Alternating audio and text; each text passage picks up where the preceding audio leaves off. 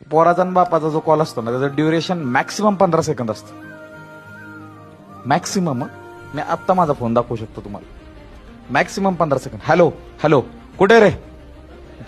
बाहेर. घरी कसं जाणार आहे? घरी पोहोचल्यावर कॉल कर. ओके. घरी गेलो. कुठे रे? बाहेर. काय करतो? ओके. जेवला का? ओके. आवाज असा काय येतोय? काय नाही, आजार येतो. गोळ्या खा. ठेवू का? ओके. तुमची तब्येत कशी? मला काय होतंय?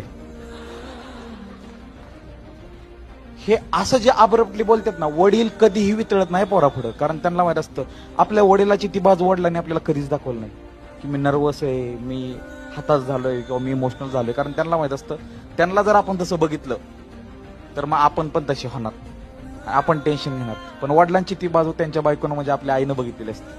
म्हणून मला वाटतं आपल्या घरातली सगळ्यात स्ट्रॉंग व्यक्ती आई असते. बरं, वडील आहेत नो डाऊट, बट आई पुढे सगळी व्यक्त होतात. नीट बघा.